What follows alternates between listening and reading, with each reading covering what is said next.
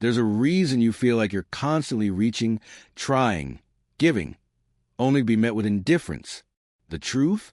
Most men chase. Few men attract. But the man who understands this, who masters the art of presence, silence, and self-control, becomes a magnet for women who crave depth over drama. In a world where validation is cheap and attention is currency, the rarest man is the one who's not trying to be noticed. He's too focused on building his kingdom. And women sense that. She doesn't want the man who needs her. She wants the man who doesn't flinch when she walks away. This isn't about tricks. It's not about lines or money. It's about your energy, your presence, your discipline.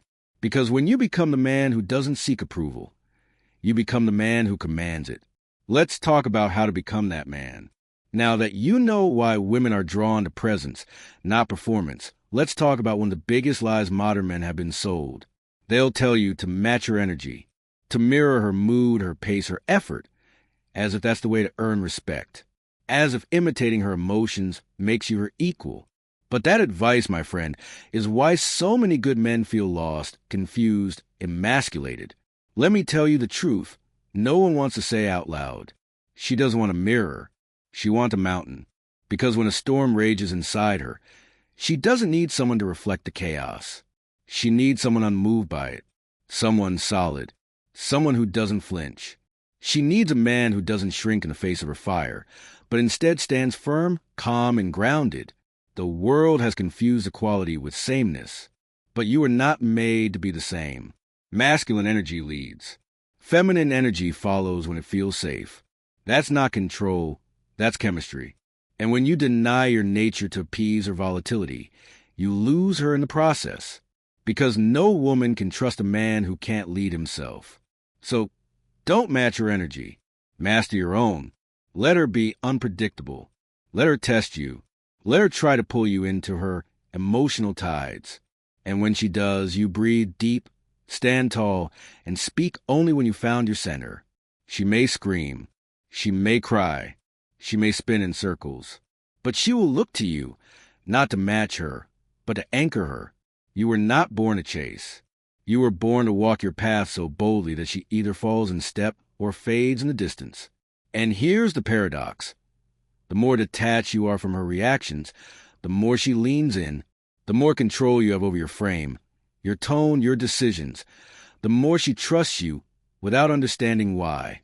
Because you become rare. You become a man she cannot move, only respect. Leadership doesn't mean barking orders. It doesn't mean domination. It means you decide the direction of your life. And if she fits, she's welcome to join. But if she doesn't, you walk on. No guilt, no resentment, no explanation. Matching energy is what lost men do to avoid rejection. But you don't fear rejection. You understand it.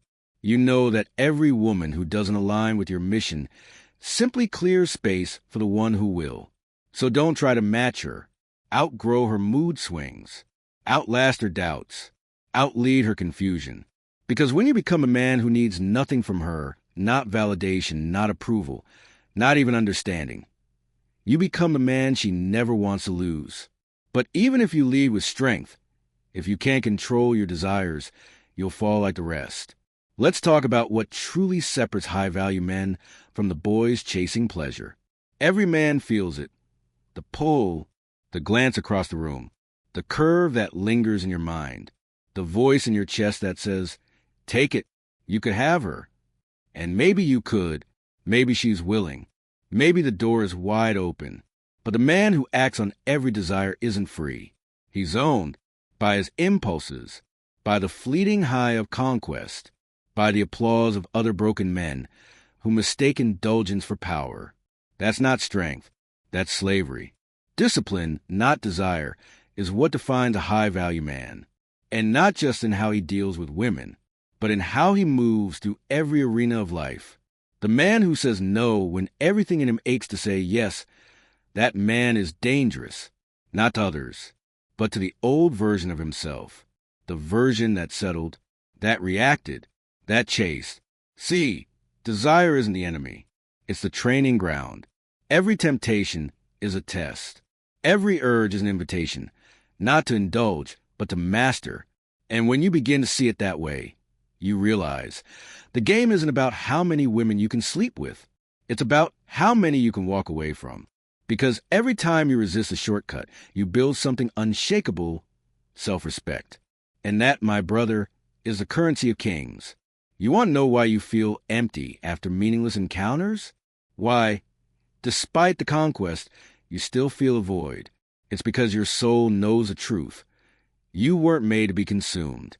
You were made to build. And to build anything of value, a mission, a legacy, a relationship worth keeping, you must be able to choose discomfort over pleasure, purpose over passion, the long road over the easy win. Discipline isn't denial. It's divine. It's when you look temptation in the eye and smile. Not because you can't have it, but because you've outgrown the need for it. A man who can control his appetite for sex, for power, for attention, is a man no one can manipulate. Not women, not the world, not even his own past. That's why self-control is not weakness. It's the ultimate expression of strength. And in a culture where men are told to give in to every impulse, to chase validation at every turn, your discipline becomes your rebellion, your edge, your magnetism. You want to be irresistible? Don't chase. Restrain. Don't impress. Refine. Don't perform. Lead. Because a man who governs himself, who denies short-term pleasure for long-term power, doesn't just get the girl. He gets respect from himself and from the kind of woman who sees through the noise. But what happens when your discipline is tested not by temptation but by rejection? Let's explore the quiet power of walking away without losing yourself. Rejection. It stings. It lingers. It echoes in the mind long after the moment passes. Most men fear it. Like it defines them, like a woman's disinterest has the power to strip them of their worth. But here's the truth you were never taught. Rejection is not about you.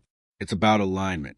You see, a grounded man understands that rejection is not a wound. It's a mirror. It reflects back what doesn't belong to your journey. And the moment you stop taking it personally, you start rising above it. The reason most men crumble after being turned down is simple. They approach from a place of need. They wanted something from her. Approval, validation, a sense of worth. And when you come from lack, even silence feels like violence. But not you. Not anymore. You don't chase. You invite. And if she declines, you don't beg. You bless her silently and move on. Because a stoic man doesn't fall apart at the absence of attention. He doesn't measure himself by her response. His value isn't up for negotiation. It's already decided. And that decision comes from within. Rejection is a rite of passage. It's a universe sharpening your edges, toughening your skin, preparing you to walk boldly without applause. Because the man who can walk through silence, who can face disinterest without self-doubt, becomes untouchable. You want real strength? Be the man who keeps his posture when she walks away, who doesn't flinch when she ghosts him, who doesn't spiral into self-doubt because her mood changed. That's not indifference. That's emotional sovereignty. And emotional sovereignty is the bedrock of masculine power. Because when you no longer need her to choose you, you start choosing yourself. In every room, every conversation, every relationship. That's when you stop auditioning for love. That's when you stop chasing energy that isn't reaching back. And ironically, that's when she starts noticing you. Because nothing draws attention like a man who is perfectly fine without it. Let her feel the silence you left behind. Let her wonder what it's like to lose a man who didn't flinch. Because rejection doesn't lower your value. It reveals hers. So the next time you face rejection, don't shrink. Don't retaliate. Don't explain yourself. Smile. Nod. Walk away with calm steps and a full chest. Because your world doesn't rise and fall on her acceptance. It rises and falls on your discipline. And a man who can walk away without a scar, without resentment, without bitterness, is the man who walks into something better every single time. And once you've mastered rejection, you stop trying to impress.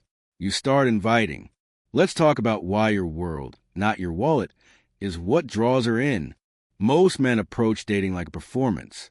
Flashy dinners, rented cars, overreaching gestures to win her over. But in doing all that, you give away your frame. You stop being the man and become the audition. That's why it never lasts. Because from the very first moment, you're teaching her something dangerous, that your value depends on what you can do to impress her, that you exist to prove your worth, that the stage is hers and you're the one applying. But a high-value man doesn't audition. He doesn't bend his life into shapes to be liked. He builds his world calmly, steadily, with purpose. And then he watches not for who is impressed, but for who is worthy to enter it. It's not arrogance. It's clarity. Because here's the truth. If she falls to the show, you'll have to keep performing. If she's only interested in the version of you that's curated, charming, and exaggerated, you'll burn yourself out just trying to maintain the illusion. But if she's drawn to your reality, to your values, your vision, your daily rhythm, then you've built something sustainable. So stop asking what you can do to stand out. Start asking who fits into the life you're already building. Take her where you already go. Let her see who you are when you're not trying. The way you order your coffee, the way you talk to the waiter, the way you treat the world when no one's watching. That's your power. If she belongs in your life, she'll recognize it. Not by how much you spend, but by how real you are. Don't plan the perfect date. Invite her into your day. Let her see the man you are without a spotlight. Let her feel the calm in your presence, the purpose in your movement, because that's what a grounded woman truly desires. Not entertainment, but emotional stability. You are not here to earn her love. You are here to lead with presence. And if she resists the simplicity, if she's bored by your rhythm, if she needs constant stimulation, let her go, because what bores the chaotic often soothes the healed. Your life should not revolve around the desire to keep her. It should revolve around your mission, your health, your legacy. And from that solid ground, you choose her, not because you need her, but because she adds depth to what's already whole. That's masculine leadership. So stop trying to impress her. Walk your path. Speak your truth. Live your values. And if she fits, beautiful. If not, you keep walking. Because the man who lives authentically doesn't need to be liked. He only needs to be respected. But even when things begin to grow, not everything needs to be shared. In fact, what you keep to yourself is often what lasts. Let's talk about the hidden strength in privacy. There was a time when love was sacred. Not for the world to consume, but for two souls to protect. Now we post before we feel. We perform before we commit. And we wonder why everything feels so fragile. But real men know this.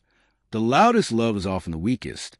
And the strongest bonds are forged in silence. You don't need to prove your relationship to the world.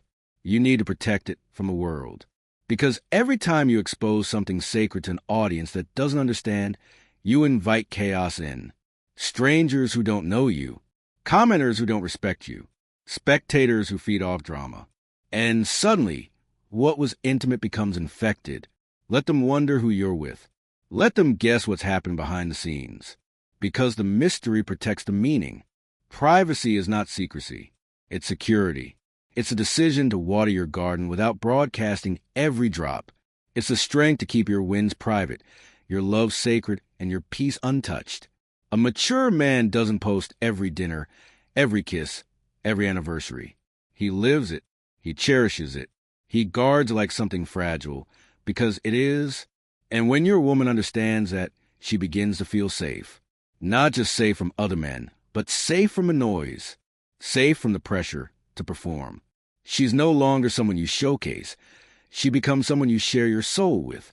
You see, the most powerful relationships aren't built for display. They're built for depth, and they thrive when no one else is watching. The world doesn't need to know who you're holding at night. That's not strength. That's ego. Strength is knowing what you have and having the discipline to keep it yours. If you ever loved someone and lost in the public opinion, you already know what I'm saying. People don't always cheer for your happiness. Some watch just to wait for it to fall apart. And when it does, they don't help you heal. They just scroll past to the next story. So stop performing. Keep your peace. Keep your bond. Keep your relationship private. Not because you're hiding something, but because you're protecting everything. Let her post if she wants. That's her world. But you stay grounded. You stay focused. You don't post your love like it's a trophy. You live it like it's a gift. The real flex is silence, is stability, is knowing that while the world is screaming for attention, you're quietly building something unshakable behind closed doors. Because when you love from a place of maturity, you no longer need an audience. You only need alignment. But even in the smallest gestures, like paying for a cup of coffee, you're setting the tone. And how you show up in those early moments says everything about your leadership. It's just dinner, right? Just a couple of drinks. Just a quick coffee. Just a first impression. But for a man who leads with intention, nothing is just anything. Because the first date is more than a meal. It's the opening scene of your story. And how you handle it says everything about your mindset, your values, and your role in the connection. So let's ask the real question. Who should pay? Simple. The man. Not because she can't. Not because she owes you anything. But because you are the initiator. You are the architect. And a leader doesn't split the bill for the vision he designed. See, when you invite a woman into your world, you take responsibility for the frame. That doesn't mean controlling her. It means demonstrating the ability to cover the cost of your own decisions. That's not financial flex. That's masculine order. You're not buying her affection. You're modeling leadership. You're communicating without words that you can handle pressure, make decisions, and offer without fear of loss. Because the man who hesitates to pay isn't protecting his wallet. He's exposing his insecurity. Now, don't get it twisted. This isn't about funding her lifestyle. It's not about designer bags or five-star dinners, if that's not your world. In fact, the opposite is true. Don't try to impress her with what's not real. Invite her into the rhythm of your life. If that rhythm includes coffee shops and honest conversation, then that's where you take her. And yes, you pay for both. Not to show off, but to set the tone. This is my world. You're welcome here, but I built this. And here's what most men don't realize. The women who are truly feminine, truly grounded, don't need extravagance. They need confidence. They need to feel direction. They need to feel your calm, quiet certainty that says, I've got this. Because when a woman sees a man take the lead without ego, pay without hesitation, and walk with a purpose bigger than the moment, something inside her relaxes. She doesn't feel like she has to drive the interaction. She doesn't have to figure out the plan. She gets to rest in your frame. And that is rare. In a world of 50-50 confusion and blurred boundaries, the man who steps forward calmly, generously, and without attachment becomes unforgettable. So yes, you pay, not to win her over, but to show her who she's dealing with. A man who doesn't split intention. A man who doesn't outsource his leadership. A man who doesn't need to be convinced of his role. The first date is your audition, not to be liked, but to lead. And if she doesn't appreciate that, she's not for you. Because you're not building a relationship on compromise. You're building it on clarity. Still, leadership is more than decisions. It's about emotional grounding. Because when her chaos rises, your stillness is what holds a frame. Let's explore the deeper polarity between masculine order and feminine storms. She won't say it directly. In fact, she might even test you to the edge of your patience. She'll pick small fights. She'll pull away. She'll flood you with emotion just to see how much ground you'll give. And if you don't understand what's happening, you'll react. You'll argue. You'll try to fix her storm with logic. And that's when you lose her. Not because you weren't kind. Not because you weren't attentive. But because you forgot what she was looking for in the first place. Not answers. Not solutions. But presence. You see, feminine energy is chaos. Beautiful, unpredictable, passionate chaos. It moves like the ocean, wild one moment, calm the next. It crashes not because it wants destruction, but because it needs containment. Not control, but structure. And that's what you bring. You are the mountain that doesn't move when the wind howls. You are the riverbank that holds a flood without fear. You are the silence that absorbs the noise without flinching. When she pushes, you don't push back. When she cries, you don't collapse. When she doubts, you don't explain yourself. You remain, because masculine order doesn't compete with her chaos. It contains it. It holds space for it. And in that space, she finds safety. Not because you understand her emotions, but because you're not consumed by them. You don't drown in her waves. You anchor her through them. This is why self-mastery isn't optional. If your emotions are reactive, she won't trust you. If your validation depends on her moods, she'll lose attraction. If you seek harmony instead of holding structure, you become one more thing she has to manage. And she's already tired. What she's really testing is your spine. Not your smile. Not your words. Your stillness. Can you lead when she spirals? Can you stay calm when she burns? Can you stay rooted when she questions everything, including you? If the answer is yes, she will melt into you. Not because you force her, but because she finally feels safe to soften. And that's what most men miss. They confuse strength with aggression. But true masculine strength isn't loud. It's not forceful. It's the ability to remain centered when the world around you loses its shape. So don't argue with her storms. Don't try to outtalk the wind. Don't chase peace. Provide it. You are the order. You are the edge. You are the energy that brings balance to her chaos. Not by changing her, but by being unshakable yourself. That's why she needs you calm. That's why she tests your emotions. That's why, in the end, she will only stay with man she cannot move. Because the man who doesn't chase her fire becomes a flame she can't put out. And now, let's talk about the battlefield most men never win. Not with her, but within themselves.